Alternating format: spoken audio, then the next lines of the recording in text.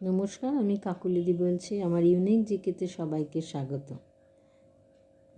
2011 সালে আমার এক ছাত্রী পাশ করে গেছে, মৌসুমি, এক স্টুডেন্ট। ও আমাকে ওদের বাড়ির ওর বাবার তৈরি একটি বাগানের ছবি দিয়েছে, যে বাবা কি সুন্দরভাবে বাগান করেন, সেই বাগানের ভিডিওটা আমাকে পাঠিয়েছে দেখার জন্য। আমি ভাবলাম বাগানটা এত সুন্দর, যার হাতে তৈরি, সেই বাগানটা আপনাদেরও দেখাই। তাহলে আপনারা বাগানটা দেখুন, কত যত্ন করে প্রতিটি ফুল গাছ তিনি লাগিয়েছেন এবং সুন্দর সুন্দর ফুল ফোটাচ্ছেন, ফলের গাছও লাগিয়েছেন, সেটা আপনারা দেখুন। আর আমি আমার জিকে দিতে শুরু করি। এখানে মজার ছলে জিকে শেখা চলে। আপনারা গাছ দেখুন, ফুল দেখুন, আশা করি আপনাদের সকলের ভালো লাগবে। আর আমি ততক্ষণ প্রশ্নগুলো দিই। আজকের প্রথম প্রশ্ন আছে যে ফাদার অফ এগ্রিকালচার কোন ভারতীয়কে বলে?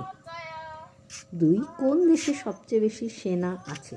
হ্যাঁ, এগ্রিকালচারের সঙ্গে সেনার কোনো সম্পর্ক নেই, কিন্তু পরের প্রশ্ন যেগুলো এগুলো পরীক্ষাতে আসে তাই বললাম। কোন দেশে সবচেয়ে বেশি সেনা থাকে? 3, জার্নালিস্ট শব্দটি এসেছে জার্নাল থেকে। এখন বলুন তো এই জার্নাল শব্দটির অর্থ কী? 4 হলো পোলো খেলা কোন দেশে চালু হয়? 5, ভারতের প্রথম মহিলা চিফ মিনিস্টার কে? ভারতের প্রথম মহিলা চিফ মিনিস্টার কে ছিলেন? 6 নম্বর হলো ইন্দ্রের সারথীর নাম কি? 7, এশিয়া ও আফ্রিকার মাঝে কোন সাগর অবস্থিত? এটা ওদের বাড়ি, একটা বাড়িটাকে ঘিরে এবং কতটা গাছ জায়গা, সেই জায়গা জুড়ে ওদের বাগানটা। আচ্ছা, 7 নম্বরের প্রশ্ন হলো, 8 নম্বরের হলো মিকি মাউসের কুকুরের নাম কি? এবার গুগলি, কোন ফল গাছে হয় না? এটা কিন্তু গুগলির ধাঁচে উত্তর।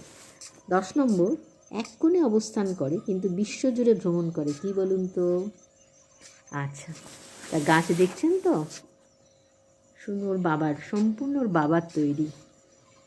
আপনারাও চেষ্টা করতে পারেন এরকম, এবং আমাকে পাঠাতে পারেন। সে ফুল বাগানও ভালো ভালো জিনিস, যার যে জিনিসটা আছে আমায় পাঠান, আমি আমার চ্যানেলে দেখিয়ে দেবো।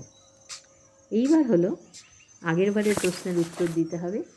আগেরবারের প্রশ্নের উত্তর হলো সরস্বতী নামের সরস কথার অর্থ কী ছিল? সরস কথার অর্থ হলো প্রবাহ।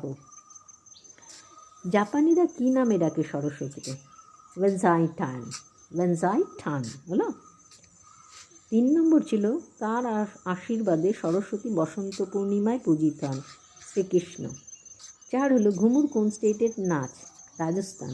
বিশ্বের প্রথম ধূমপান মুক্ত দেশ? ভুটান। সবচেয়ে বেশি ক্রাইম কোথায় হয়? ভেনেজুয়েলা। দেশলাই কাঠিতে কী থাকে? ফসফরাস। 8 নম্বর ছিল বেসবল খেলায় কতজন প্লেয়ার থাকে? 9 জন। আর এবারে যে সেই গুগলির উত্তর ছিল, প্রশ্ন ছিল কোন ধান থেকে চাল হয় না? অভিধান থেকে, ডিকশনারি। অভিধান থেকে কোনো চাল হয় না। আর লাস্ট যেটা ছিল, কোন জিনিসের নাম নিলেই সে ভেঙে যায়? নিস্তব্ধতা। কথা শুরু করলে নিস্তব্ধতা, এই শব্দটা বললেই তো ওটা ভেঙে যাবে, তাই না? ঠিক আছে, তাহলে কেমন লাগছে? এই দেখুন টবে বেগুন ফলিয়েছে। তাহলে আপনাদের ওর বাবার বাগানটা কেমন লাগলো সেটাও জানাবেন, আর আমার প্রশ্নের উত্তরগুলো দেওয়ার চেষ্টা করবেন। মাঝখানে অনেকেই প্রশ্নের উত্তর দিচ্ছিল, এখন আবার একটু উত্তর দেওয়াটা কমিয়ে দিয়েছে। কেন পারছেন না? না পারলেও কী আছে তাতে, পরের সপ্তাহেই তো দেখে নিতে পারেন। চেষ্টা করুন, দেখবেন।